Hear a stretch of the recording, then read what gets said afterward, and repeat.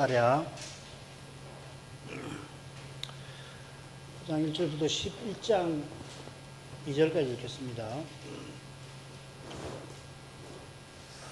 여호와의 말씀의 경고가 하드락 땅에 임하며 다메섹에 머물리니 세상 사람과 이스라엘 모든 지파의 눈이 여호와를 우러러 봄이니라.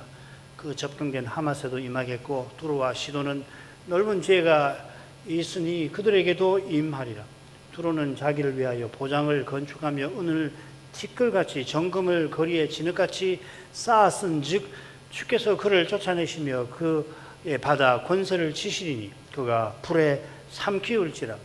아스글론이 보고 무서워하며 가사도 심히 아파할 것이며 에그론은 그 소망이 수치가 되므로 역시 그러하리라. 가사에는 임금이 끊칠 것이며 아스글론에는 거민이 없을 것이며 아스도에는 잡족이 거하리라. 내가 블레셋 사람의 교만을 끊고 그 입에서 그 피를 그 입 사이에서 그 가정한 것을 제하리니 그도 남아서 우리 하나님께로 돌아와서 유다의 한 두목같이 되겠고 에그론은 여부스 사람같이 되리라. 내가 내 집을 둘러 진을 쳐서 적군을 막아 거기 왕래하지 못하게 할 것이라. 포악한 자가 다시는 그 지경으로 지나지 못하리니 이는 내가 눈으로 친히 봄이니라. 시온에 따라 크게 기뻐할지어다. 예루살렘에 따라 즐거이 부를지어다. 보라, 네 왕이 네게 임하나니 그는 공의로우며 구원을 베풀며 겸손하여서 나귀를 타나니 나귀의 작은 것 곧 나귀의 새끼니라.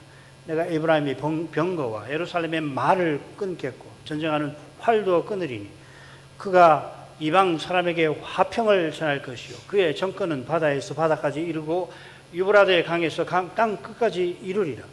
또 너로 말할진대 네 언약의 피를 인하여 내가 너의 갇힌 자들을 물 없는 구덩이에서 놓았나니 소망을 품은 갇혔던 자들아 너희는 보장으로 돌아올지니라.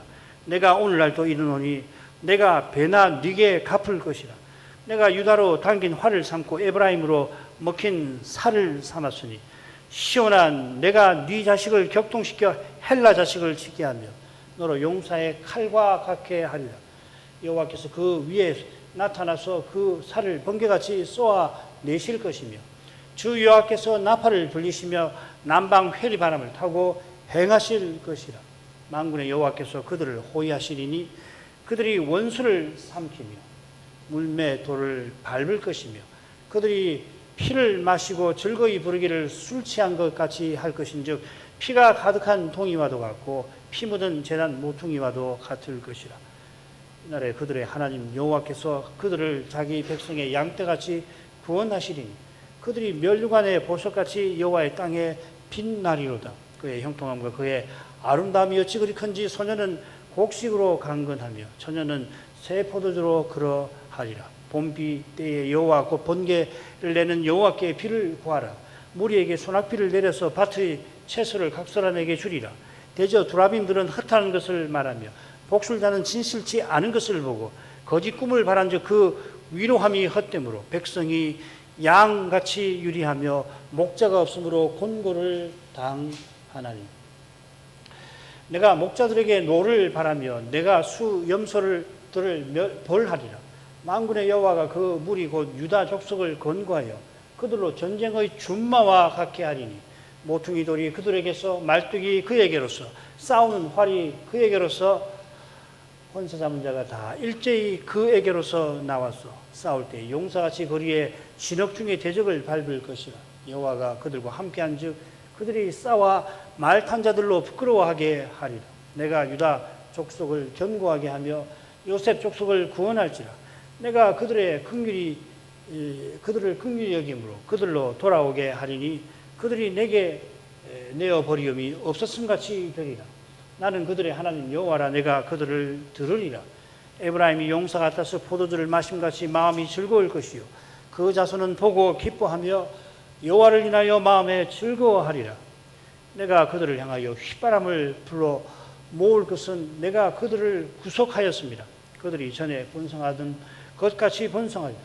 내가 그들을 열방에 뿌리려니와 그들이 원방에서 나를 기억하고 그들의 자녀와 함께 다 생존하여 돌아올지라. 내가 그들을 애굽 땅에서 이끌어 몰아오며 그들을 아수르에서부터 모으며 길르앗 땅과 레바논으로 그들을 이끌어 가리니 그 거할 곳이 부족하리라. 내가 그들로 고해를 지나게 하며 바다 물결을 치리니 나일의 깊은 곳이 다 마르겠고 아수르의 교만이 낮아지겠고 애굽의 홀이 없어지리라. 내가 그들로 나 여호와를 의지하여 경고케 하리니 그들이 내 이름을 받들어 왕래하리라. 나 여호와의 말이니라. 레바논아 네 문을 열고 불이 내 백향목을 사르게 하라. 너 잣나무여 곡할지어다. 백향목이 넘어졌고 아름다운 나무가 회멸되었도다. 바산의 상수리 나무여 곡할지어다. 무성한 산림이 엎드러졌도다. 그것입니다.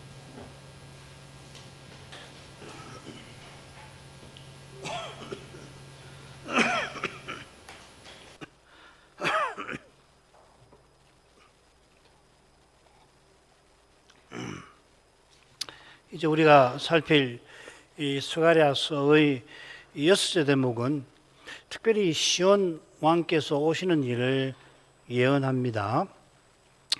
이 유명한 예언을 따라 예수님께서 마지막 주간 그 시작 때 나귀 새끼를 타시고 예루살렘에 입성하셨죠. 주님의 입성이 다윗 위에 영원히 앉아 하나님 나라를 다스리기 위하심이듯이 이 목적을 위해서 입성 후에 성전을 주께서 정결케 하셨습니다. 성전을 정결케 하셨다는 건 물론 대제사장들이 이 하나님의 집을 기도하는 집을 도둑의 소굴로 만들어 더럽혔기 때문입니다만 공생의 첫째 유월절에 역시 이 성전을 정결케 하시면서 너희가 이 성전을 헐라 하신 뜻을 이루시기 위함인 것입니다. 자, 이것이 스가랴 9장 11절에 나오는 피의 언약이 가리키는 십자가 사건이죠.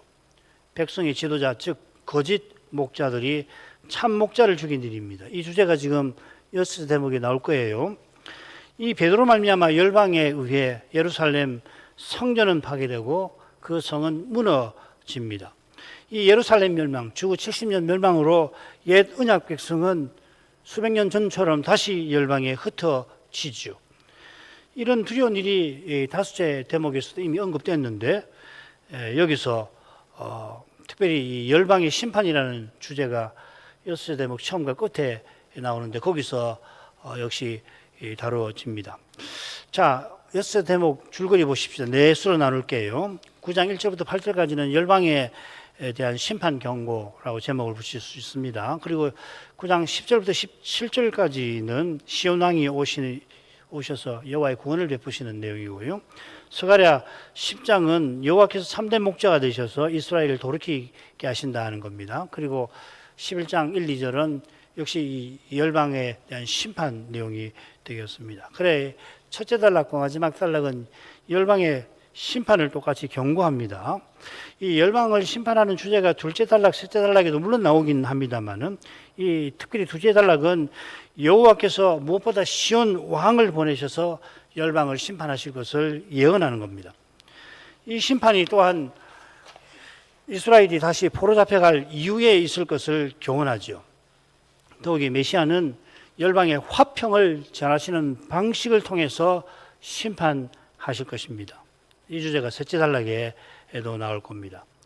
따라서 처음 단락도 보면 열방에 대한 심판이라고 제목 붙였지만 그 열방이 심판받은 후 여호와께 돌아올 일이 예언이 될 것입니다. 이제 첫째 대목으로 가죠. 역시 네 수로 나눠보겠습니다. 1절은 머릿말입니다. 여호와의 말씀이 하드락에 임함은 모든 눈이 여호와를 우러러 봄이라 이런 내용입니다. 2절부터 4절은 북부 나라들에 대한 심판이고요. 5절부터 7절까지는 블레셋 나라들에 대한 심판의 좋은 점이 있고 나쁜 점이 파괴가 있고 구원하시는 내용이 있는데 둘 다 나옵니다.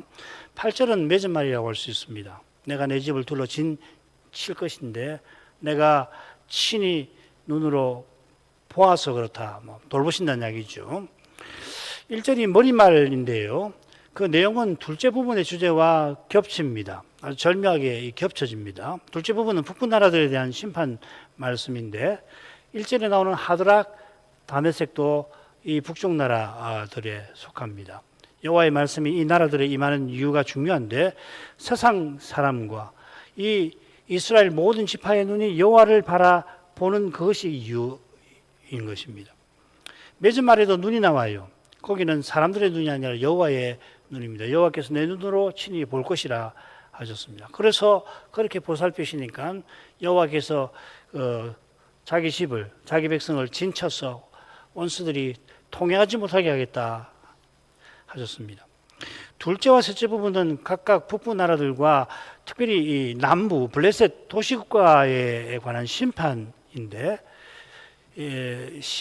그 목적은 궁극적으로 구원이에요. 자, 1절로 가겠습니다. 여호와의 말씀의 경고가 하드락 땅에 임하며 다메섹에 머물리니 세상 사람과 이스라엘 모든 지파의 눈이 여호와를 우러러 봄이니라. 1절은 여호와의 말씀의 경고라고 하는 표현으로 시작합니다. 이 경고, 이 마사라는 말인데 이게 이제 나사, 콜, 나사, 소리를 높인다, 나산 든단 말이에요. 언약궤를 든다, 이 말이 아주 유래가 깊은 말입니다. 많은 경우 이 마사라는 말이 선지서나 역사서에 나오는 걸 보면 되게 많은 경우 열방에 대한 심판의 내용이 이어지니까 한글 개역 성경은 이 경고라고 많이들 해석을 해놨지만 영역본을 여러분 갖고 계시면은 신탁이라든지 오라클 혹은 요지, burden, 짐이라는 말인데 그게 요지라는 뜻이 있습니다. burden 그렇게 번역을 해놨습니다. 이 burden이라는 말이 든다는 말하고 관계되는 거잖아요. 이 나사라는 말이 lift up, 든다는 이야기거든. 언약궤를 이게 딱 어깨에 모시고 하는 찬양대도 마사라는 말이 쓰였다고 뜻이죠. 여호와의 이 보좌를 드는 역할이거든. 찬양이에요. 그러니까 내용이 꼭 경고만 아닙니다. 여호와의 말씀이 하드락 땅에 임하며 다메섹에 머물 것이라 번역이 되어 있습니다. 하드락은 사실은 정확한 지명을 알 수 없는데 학자들은 이건 다메섹이나 하맛 근방일 거라 그렇게 추측을 합니다.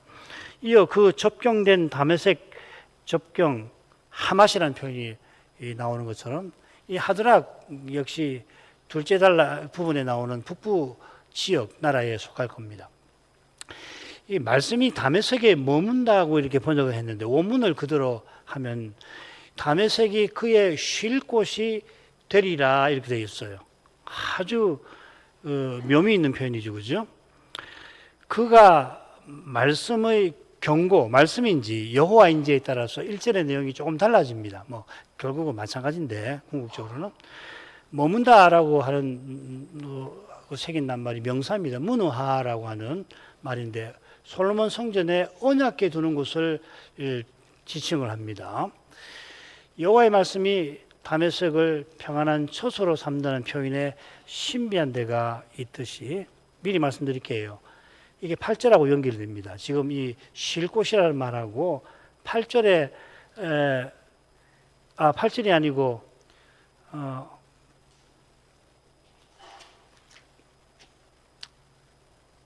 7절에 여부수 사람하고 관계됩니다. 이게 미리 드러나 놓으십시오. 쉴 곳하고 여부수 사람하고 서로 상관 있는 낱말들이라는 것만 먼저 염두에 두시길 바랍니다. 여호와의 말씀이 다메섹을 평안한 처소로 삼다는 표현에 신비한 데가 있죠. 그처럼 다메섹이 여호와의 평안한 처소라는 번역도 가능합니다. 이런 점에서 마사를 경고라 번역하는 것은 조금 어색한 데가 있습니다. 여호와의 말씀이 거하는 곳 혹은 여호와께서 계시는 곳 이렇게 번역할 수 있는 거거든요. 사실 같이 오죠, 그죠? 여호와께서 계신다고 할 때 물리적으로 이렇게 계시는 거 아니잖아요.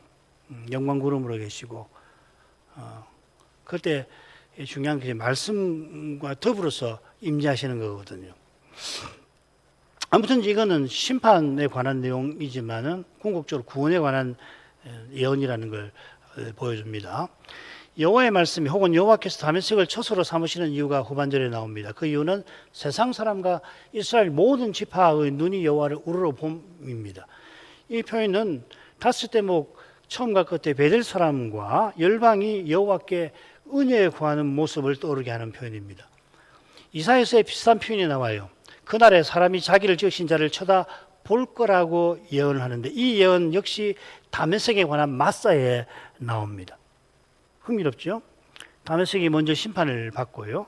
이스라엘도 받는데 감람나무에 열매가 몇 개 남는 것처럼 남은 자들이 다메섹에도 이스라엘도 있을 것이고 남은 그들이 창조자이시며 이스라엘의 거룩하신 분을 바라볼 거라 예언하였습니다. 이게 무슨 말이냐면 그들이 자기 손으로 만든 우상 제단과 우상을 쳐다보지 아니한다는 말입니다. 이스라엘 남은 자만 아니라 열방의 남은 자들이 장차 여호와께로 돌이켜서 여호와를 바라볼 거라 하는 것입니다. 그 다음 가죠. 그 접경된 하마데도 임하겠고 두로와 시도는 넓은 지혜가 있으니 그들에게도 임하리라. 두로는 자기를 위하여 보장을 건축하며 은을 티끌같이 정금을 거리에 진흙같이 쌓았은즉 주께서 그를 쫓아내시며 그의 바다 권세를 치시리니 그가 불에 삼키울지라. 하드락과 다메섹 근방인 하맛 그리고 두로와 시돈도 여호와의 말씀이 임하고 여호와께서 거하실 것입니다. 하맛은 다메섹 북쪽이고 두로와 시돈은 서쪽입니다. 밑에 나오는 그 다음 쪽에 지도에 보면 나오죠, 그죠? 이 부분에서는 두로와 시돈에 대한 심판이 주로 다뤄진다 하겠습니다. 두로와 시돈은 넓은 지혜가 있습니다. 넓은 지혜는 지혜가 많다, 매우 지혜롭다는 뜻이에요. 이 지혜는 3절의 내용과 붙어 있습니다. 두로가 요새를 구축해서 은금을 축적했다는 겁니다. 그러니까 안전과 풍요를 누렸는데 많은 지혜 덕분에 그랬다는 거죠. 특히 역사를 살펴보면 두로는 시돈과 함께 지중해 도시로서 무역에 능했고요. 굉장히 부유한 도시고 게다가 섬에다가 요새를 지어서 이 세계 제국의 공격을 훌륭하게 맞선 역사가 남아 있습니다. 맨 위에 하맛 그리고 내려오면 다메섹이 있죠, 그죠? 거기서 왼쪽으로 가면 바다 쪽에 페니키아, 시돈, 두로 나오죠, 그죠? 오늘 오전에도 봤습니다.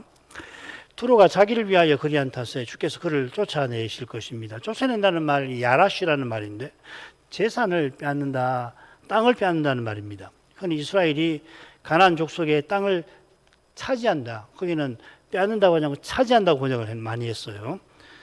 그들이 자기 행복과 쾌락을 위해서 은금을 심히 많이 모았는데 그 재산을 여호와께서 빼앗아 버리실 것입니다.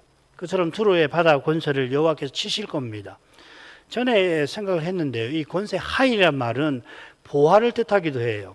그 스가랴 14장 14절에서는 열국의 보화라고 번역을 해놨습니다. 이 14장 14절 인용한 말씀은 새 예루살렘 성에 열국의 보화가 모일 걸 예언하죠. 예언된 일이 있기 전에 열국의 심판이 먼저 있을 겁니다. 그게 계시록 19장 20장 내용 18장도 마찬가지인데 그처럼 두로의 권세를 여호와께서 바다에서 치실 것입니다. 그래서 두로는 결국 불에 삼킬 것입니다. 철저한 파멸이죠. 요컨대 4절에 예언된 여호와의 심판은 머릿말에 예언된 여호와의 구원과 붙여 생각을 해야 하는 겁니다. 이게 전부가 아니라는 거죠. 그 다음 가죠. 5절에 7절 아스클론이 보고 무서워하며 가사도 심히 아파할 것이며 에그로는 그 소망이 수치가 되므로 역시 그러하리라. 가사에는 임금이 끊길 것이며 아스클론에는 거민이 없을 것이며 아스돗에서는 잡족이 가리라. 내가 블레셋 사람의 교만을 끊고 그 입에서 그 피를 그 이 사이에서 그 가정한 것을 제하리니 그도 남아서 우리 하나님께로 돌아와 유다의 한 두목같이 되고 에그로는 여부수 사람 같이 되리라. 이 부분은 두로의 심판에 이어지고 있습니다. 아스글론이 보고 뭘 봤냐면 두로의 심판을 봤다는 이야기죠. 두려워하며. 아스글론은 블레셋의 다셋 도시 국가 중 하나죠. 가사, 에그론, 아스돗 다 그렇습니다. 다섯 국가니까 하나가 빠졌는데 가드죠, 그죠? 가드는 여기 나오지 않습니다. 5절은 아스글론, 가사, 에글론의 심판을 경고하고 6절, 7절은 여호와의 구원을 예언하는 것 같아요. 이게 참 미묘하죠. 6절을 얼른 읽으면 심판 같은데 자세히 들여다보면 이 구원에 대한 예언 같습니다. 좀 이따 설명할게요. 지도는 보면은 블레셋인데 보면 맨 아래 가사, 아스글론, 아스돗이 나오고 아스돗에서 오른편으로 가면 에글론이 나오죠. 그죠? 순서는 아스글론, 가사, 에글론 이 패턴으로 나오고 아스돗은 독립해서 한번 나왔습니다. 그래서 5절은 아스글론, 가사, 에글론, 가사, 아스글론. 에글론이 가운데 있고 가사와 에스글론이 두 번 나왔습니다. 이게 이제 히브리 이 문학적 표현에서 아주 절묘한 내용을 담을 때 쓰는 표현법이죠. 아스글론이 그러니까 아스글론에 해당되는 내용이 가사, 에글론에 다 해당된다는 이야기예요. 그러니까 얼마나 이게 표현법이 아주 최소한의 어휘를 써가지고 몇 배를 이야기를 하는 거잖아요. 그죠? 성경은 이런 묘미가 있습니다. 꼭 필요한 말을 아주 압축해서 쓰는데 그걸 풀어서 설명하면 어마어마하게 내용이 많아져요. 반대로 중복이라고 생각할 만큼 어떤 내용은 길게 중첩되는데 그런 이유가 있는 거라고요. 자, 5절의 줄거리는 세 도시의 심판에 대해서 절묘하게 설명합니다. 아스글론이 보는 것은 두로의 심판일 텐데 같은 심판이 자기에게 임하니까 두려워하는 겁니다. 무사하는 이유가 5절 끝에 나오는데 아스글론에 거민이 없게 될 것이라 두려워하는 거죠. 아스글론에 거민이 없으면 왕이 혹 살아남다 하더라도 그 왕이 왕노를 못하지 않겠어요? 그게 가사가 당할 이 심판의 내용이죠. 그냥 결국 같은 거란 말이죠. 그래서 가사가 심히 아파할 겁니다. 에그론도 역시 심히 아파할 건데 그 이유는 그 소망이 수치가 되는 데 있습니다. 에그론의 소망이 뭐겠습니까? 훌륭한 왕을 세워서 국민이 부강하고 부유하고 나라가 명성을 얻는 것일 텐데 이게 세상 나라가 다 바라는 거 아니에요? 그 소망이 아스글론과 가사처럼 부끄럽게 되고 말 것입니다. 왕도 죽고 신하도 백성도 끊어지고 말이죠. 6절 처음의 내용도 얼른 비슷해 보입니다. 아스돗에는 잡족이 가리라.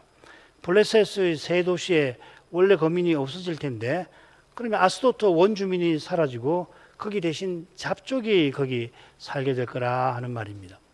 이 잡족이라고 생긴 낱말이 퍽 드문 말입니다. 마음제로란 말인데 구약이 두 번 나와요. 나머지 한 곳이 이 신명기인데 거기 사생자라고 번역되었습니다.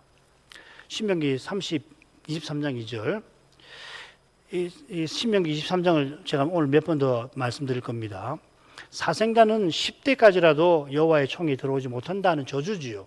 그리고 바로 이어서 암몬, 모압은 10대만 아니라 영원히 여호와의 총에 들어오지 못한다 저주하십니다.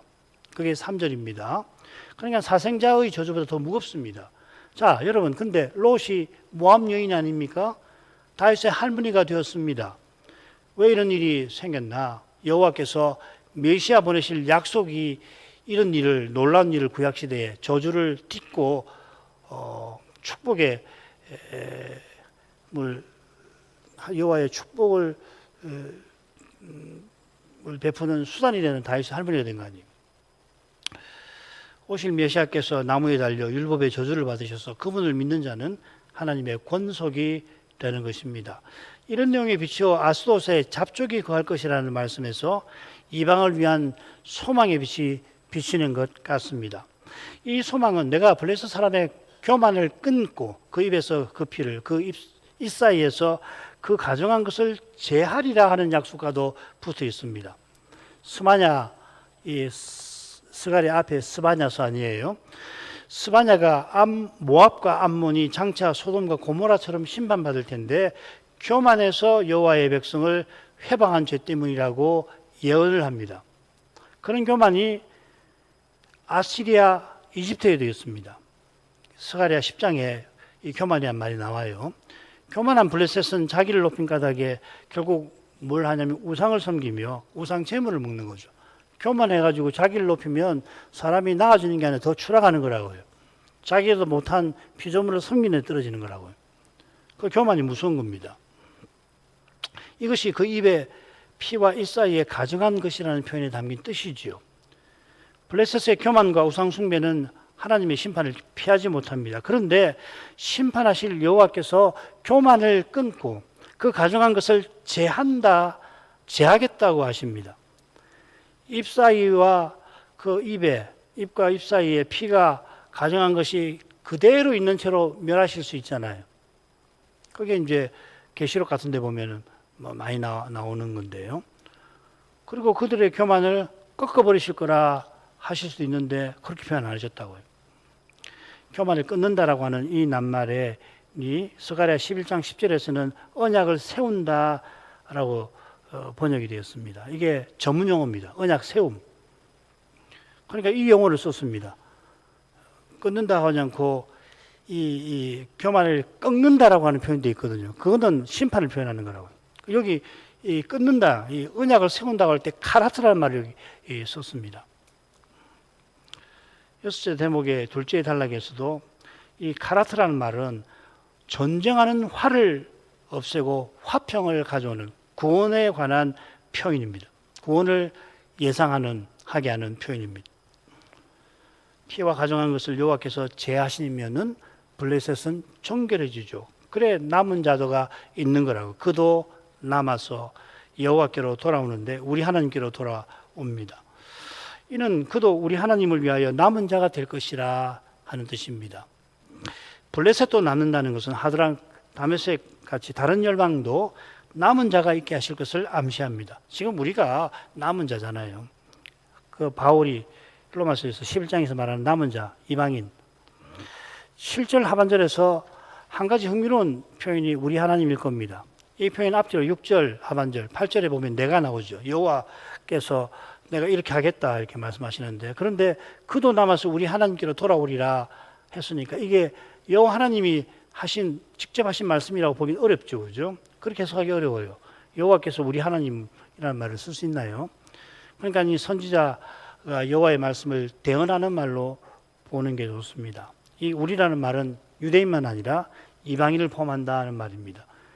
에베소서 2장이 생각나죠. 십자가로 유대인과 이방인을 하나님과 화목케 하시고 이 두 나뉘었던 이 민족을 서로 화목케 하심입니다. 그래서 블레셋이 유다의 한 두목같이 될 것이라 하셨습니다. 이 유다의 두목이라는 표현이 스가랴 12장에 두 번 나오는데요. 5절 6절에 이 유다의 두목들이 어떤 인물들이냐면 장차 횃불이 되어서 주변 모든 열방을 대적하는 열방을 불살라서 그 결과로 예루살렘에 거민이 있게 할 두목들이에요. 이런 열방의 심판이 있은 다음에 블레셋이 유다의 두목이 될 거라 하는 겁니다. 남은 자가 그렇겠죠. 본래 블레셋을 다스리는 두목들이 여럿 있었습니다. 방백이라고도 번역할 수 있습니다만 장차는 블레셋이 다른 열국처럼 유다의 한 두목이 될 것입니다. 참 흥미로운데 신약 계시는 거기서 한 걸음인지 두 걸음인지 더 나가지 않습니까? 이방인인 우리 각각이 유대인 각자와 함께 아버지의 나라를 상속할 것이라 하셨습니다. 우리가 다 함께 상속하는 것이기도 하지만 우리 각각이 상속하는 거예요. 한 민족이 아니라 각 신자가 만왕의 왕을 아버지라고 부르는 것입니다. 이 상속은 왕 같은 제상 되는 것입니다. 왜 그러냐면 우리의 아버지가 만왕의 왕이시니까 우리가 왕 같은 아들들이고 동시에 만왕의 왕을 가까이에서 섬기니까 제상이 되는 거라고요. 그게 베드로전서 2장 9절이 그거죠. 이런 주제가 에그로는 여부수 사람같이 되리라는 표현에 드러날 겁니다. 여부수 사람은 가나안에 살던 한 족속이죠. 보통 7족속 나오잖아요. 그 중에 하나입니다. 이스라엘이 출애굽하고 가나안 7족속을 몰아내고 거기서 기업을 얻었습니다. 그런데 잘 아시는 대로 이스라엘이 이 가나안에 들어가서는 믿음이 약한 탓에 가나안 족속을 다 몰아내지를 못했고 그 결과 여부수 사람들이 예루살렘에 그대로 살고 있었죠. 여부수는 예루살렘에 살던 가나안 족속 중 하나입니다. 다윗이 전체 이스라엘 왕이 되고는 맨 먼저 예루살렘 정복에 나섭니다. 그는 만왕의 왕의 신하여서 그렇습니다. 여부수 사람이 시온 산성의 난공불락을 믿고서 다윗과 그 군대를 빈정댔습니다만 결국 다윗이 산성을 빼앗았습니다. 여부 사람이 그때 다 죽은 게 아니고 남은 사람들이 있었습니다. 그 중에 오르난이라는 사람이 있었는데 그의 타작마당에 결국 솔로몬의 성전이 세워지죠. 이야기 잘 아실 겁니다. 다윗이 인구조사를 강행하다가 하나님께 책망을 받고 그 결과로 온역이 생겼어. 무려 7만이나 되는 언약 백성이 죽어나가지 않습니까? 여호와께서 그런데 불쌍히 여기셔가지고 온역을 그치실 뜻을 어디서 나타냈냐면 오르난의 타작 마당에서 여호와의 사자께서 거기 나타나셨죠. 여부 사람같이 된다는 것은 하나님께서 자비하셔서 함께 하시는 그 일에 쓰임을 받는다라는 뜻 같아요. 에그론이 그렇게 된다는 것은 다른 도시국가도 그렇게 된다는 뜻이겠죠. 사도시대에 예루살렘에서 가사로 가는 길에서 빌립이 에디오피아 네시에게 복음을 전한 거 잘 아시죠? 이 사람이 여호와를 믿은 사람인데 네시라 그 성전 예배에 참여할 수가 없었습니다. 신명기 23장 기억하시라고 그랬죠. 1절이 그겁니다. 신랑이 상한 자나 신이 배인 자는 여호와의 총회에 들어오지 못하리라. 2절은 사생자에 관한 아니고 3절은 모압과 암몬에 관한 저주죠. 그죠? 이번에도 이 네시가 예루살렘을 방문하고는 그냥 방문하고 꽤 돈이 많이 들 텐데, 그리고 이 여왕 간다게의 국고 맡은 아주 고위급 중에 고위급 신하 아닙니까? 그런 신하가 그 매년 이 휴가를 이렇게 낸다는 게 에디오피아에서 그 예루살렘까지 가는 길이 시간이 많이 걸리잖아요. 그렇게 신임을 받았는지 그렇게 휴가를 받아가지고 많은 돈을 들여서 그 예루살렘을 보고 그렇게 돌아간 거예요. 그런데 성심께서 빌립들어 가사로 예루살렘에서 가사로 가는 길로 가서 복음을 전하라 하시고 내시들어 그리스도를 믿게 하셨죠. 그가 이후로도 성전 예배에는 참여 못했겠습니다. 그랬었죠. 70년까지. 그러나 그는 이미 하나님을 모신 성전에 속하게 된 거 아니에요? 이 사건 후에 성신께서 빌립을 비상한 방식으로 이끌어서 아소도에서 복음을 전하게 하시죠. 가서 내려가는 길에서 네시에게 세례를 베풀고 성신께서 이 빌립을 들어가지고서 갑자기 저기 아까 우리 한 아소도에 딱 그 등장하게 해가지고서 거기서 복음을 전하게 하신 거 아니에요. 필시 아수도 사람들도 에디오피아 네시와 함께 영원한 성전으로 지어져 가게 하신 것입니다. 이런 사도시대 아수도대만 아니라 재림까지 모든 민족이 이런 일이 일어나는 것입니다. 스가랴 선지자가 예언한 일이 지금 우리 가운데, 우리가 바로 이런 사람들 아니에요? 우리 가운데 지금 이루어지고 있잖아요. 이게 작은 일인 것 같습니까? 놀라운 일인 거예요, 사실은. 구약시대에 구약을 잘 알면 우리가 오늘 이처럼 이방인인데 하나님을 이렇게 예배하고, 게다가 구약 성전이 가리키는 그것이 바로 이 예배드리는, 교회로서 예배드리는 거기서 그 뜻이 이루어지고 있다는 걸 깨달으면 이거 얼마나 놀라운 일인지 몰라요. 8절로 가죠. 내가 내 집을 둘러 진을 쳐서 적군을 막아 거기 왕래하지 못하게 할 것이라. 포악한 자가 다시는 그 지경으로 지나지 못하리니 이는 내가 눈으로 친히 봄이니라. 무리 말해서 여호와께서 장차 열국 중에 평안한 처소를 두실 거라고 약속하신 대로 매주 말해서 내가 내 집을 둘러 진치리라 약속하십니다. 내 집은 성전인데 이 성전은 모세의 성막이나 솔로몬의 성전 같은 건물이 아닙니다. 계시록의 6제 대목을 보면 성도들의 진과 사랑하시는 성이라 표현되었죠. 성도들의 진과 사랑하시는 성은 성신 안에서 그리스도 아버지를 모신 교회를 가리키는 것입니다. 진은 광야 시대를, 성은 포로 시대와 그 이유가 각각 시대적 배경이겠죠. 이는 교회와 신자가 적그리스도 시대를 살아가는 것과 붙어 있는 겁니다. 용이 곡과 마곡을, 그러니까 적그리스도와 열국 백성을 총동원해서 하나님께서 이 평안하다 안전하다 하는 그 적그리스도의 정부의 세계에 계속해서 재앙을 내리시잖아요. 그게 대접 재앙이잖아요. 7재앙. 그러니까 이제 적그리스도가 자기가 태우고 다니던 음녀 바빌론을 멸해버리고 불로 삼키게 살을 먹고 멸해버리고, 그 다음 하는 일이 뭐냐면 열왕을 총동원하고 땅의 모든 백성을, 이게 마곡이거든요, 총집결해가지고서 소수의 교회를, 이미 평안하다 안전하다 할 때 그 이전의 교회를 대대적으로 핍박을 하잖아요. 얼마든지 죽여버리고 자기의 표를 받지 않으면은 매매도 못하게 했는데, 근데 하나님께서 재앙을 내리시니까 그 정부가 흔들흔들한단 말이죠. 그러니까는 그 악한 그 욕심에 휩싸여 가지고서 열왕들을 다 동원해 가지고 바다 모래같이 이 소수의 만일 성도를 진을 쳐서 멸하려고 하는 것이 20장 그 대목이잖아요. 그렇죠?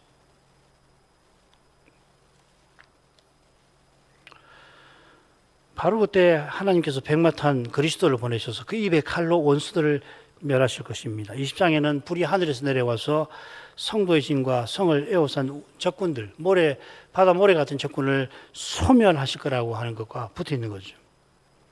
그 결과 새 예루살렘이 어린 양의 신부로 순전히 준비되어 나타날 것입니다. 이게 계시록의 7째 대목인데, 이 대목은 여호와께서 이 성의 이 사면에 불성각이 되시고 그 가운데 영광이 되실 거라는 에스겔의 예언이 어떻게 실현되는지를 잘 보여줍니다. 그 도표 보시면 처음 가운데 마지막에 여호와의 영광이라는 주제가 나오죠, 그죠? 아울러 예루살렘에 들어가지 못하는 자가 누군지가 밝혀져 있습니다. 21장 27절 같은 내용이 7째 성소 이상 21장 8절에 나오고, 그 다음에 맺은 말에도 또 나옵니다. 이것이 여호와께서 내 집을 둘러 진을 쳐서 적군을 막아서 거기 왕래하지 못하게 할 거라는 예언과 붙어 있습니다. 궁극적인 실현이죠.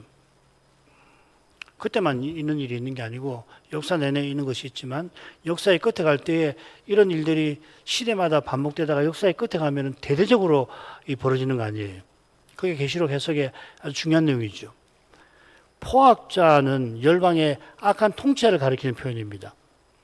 가사에 임금이 끊어질 것이라 하신 것처럼 악한 통치자가 주의 집을 침범치 못하게 하실 것입니다. 이는 내가 눈으로 친히 봄이니라, 한글 개혁처럼 여호와께서 지금 보신다 이렇게 해석할 수 있고, 지금까지 보셨다 이렇게 새길 수 있습니다. 영어에도 보면은 현재형으로 번역하기도 하고 현재 완료형으로 번역하기도 합니다. 어떻게 번역하든 중요한 것은 여호와께서 친히 늘 살피신다, 보살피신다 하는 것입니다. 밤의 이상에서 여호와의 7 눈이 나왔는데 여호와께서 성신으로 만사와 만민을 늘 살피십니다. 이걸 기억하셔야 돼요. 그런 까닭에 장차 여호와께서 남은 백성에게 약속대로 복 주실 때 그들의 눈에는 기이하지만은 늘 살피신 여호와의 눈에는 기이하지 않을 거다 하시는 거예요. 늘 하시는 일이니까. 여호와께서 먼저 생각하셨고 역사의 시초에 약속하셨고 역사 내내 그 약속을 살피시며 이루어 가시니까 뭐 귀한 일이 아니신 거죠. 그처럼 여호와께서 주를 바라는 우리를 눈동자처럼, 주의 눈동자처럼 보호하십니다. 스가랴 2장 8절이죠. 세 번째 이상이죠. 당장에 우리 눈에 현실이 약속과 심히 어긋나 보이더라도 이 약속은 실로 신비하여서 우리의 이성과 경험을 넘어서는 방식으로 이루어져 가고 있는 중이에요. 바울은 종일 주를 위하여 죽임당하는 처지에서 우리가 세상 정복자보다 더 낫다 천명을 하고서는 아무 피조물도 그리스도 안에 있는 하나님의 사랑에서 우리를 끊어낼 자 없다고 선언합니다. 아버지께서 자기 아들을 아끼지 않고 내주셨으니 그 아들과 함께 모든 것을 은사로 주실 것을 믿은 것이에요. 이 믿음이 바라는 것의 실상입니다. 바울을 통하여 십자가 지신 그리스도의 영광이 누구보다 찬란하게 드러나는데 로마서 9장 처음 부분이죠. 장차 우리가 그리스도와 같아질 때 우리를 위하여 목숨 버리실 만큼 섬기신 그 그리스도의 영광이 충만히 드러날 것입니다. 이게 하나님 나라예요. 지금 여기서 이런 나라를 추구하는 이만이 장차 그리스도의 섬기심을 영광스럽게도 복스럽게도 받는 것이에요. 여기서 왕이 되어서 섬기라고 요구하고 그러면은 그 사람이 하나님 나라 들어갈 수 있을까요? 하나님께서 그런 사람을 자기 나라에 들이실까요? 그 나라가 어떻게 되겠어요? 자기가 뭔데 나를 섬기라고 하냐 말이죠. 주의 뜻이 이루어지이다. 우리가 매주일 기도하는 내용이 바로 그것이에요. 주의 뜻이 이루어지는 거라고요. 근데 나를 섬기라고 하는 것은 내 뜻이 이루어지이다 하는 거 아니에요. 그런 기도를 받으실 리가 없고 그 기도가 이루어져서 안 되는 거라고요. 하나님께서 이런 놀라운 일을 이미 우리 가운데서 이루려고 친히 살피십니다. 미약하더라도 나에게서 그리스도 일하심이 드러나기를 구하고 미미하게라도 드러난다면 그는 장차 주님에게 섬김을 영광스럽게 받겠죠. 주님께 섬김을 받는데 하면서 마음이 높아질 리가 없죠. 더 한없이 겸손해지는 거예요. 하나님의 거룩한 사랑을 맛보면 사람이 겸손해지지 않을 수 없다고요. 기도하겠습니다.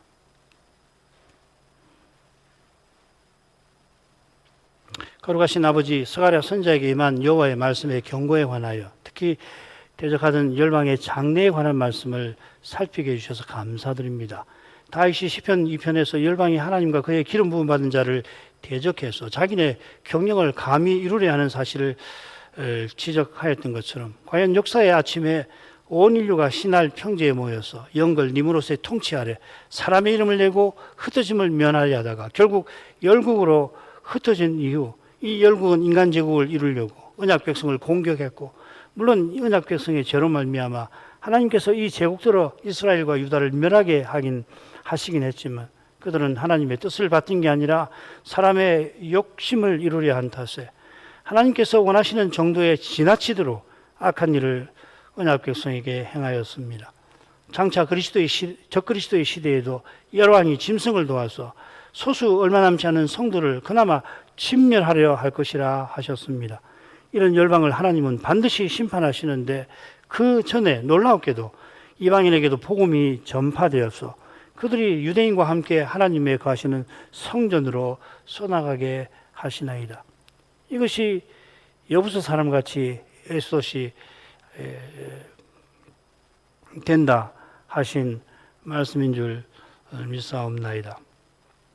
에그로님 여부서 사람같이 된다 하는 이 표현에 담긴 뜻이 이것이라 믿습니다. 거룩하신 아버지, 저희가 이방인으로서 지금 하나님을 예배하는 이 일이 얼마나 놀라운 비밀에 속하는지 사도를 통해서 잘 배우게 해주셔서 예배에서 비추시는 그 거룩한 빛 가운데 영광 가운데 더욱 이끌어 주시옵소서. 이 시대를 어떻게 살아가야 할지를 더욱 터득하게 해 주옵소서. 얼마나 중대한 시대를 살아가고 있는지 이미 수십 년에 걸쳐 충실한 종들을 통해서 우리에게 교훈해 주셨사오니 하나님 아버지, 저희가 그간 베풀어 주신 교훈을 잊지 말게 해주시고 또 거룩한 감각을 소유하여서 이 시대의 힘든 시대를 믿음으로 꼭 살아갈 수 있도록 역사해 주시옵소서. 예수님 이름으로 기도합니다. 아멘.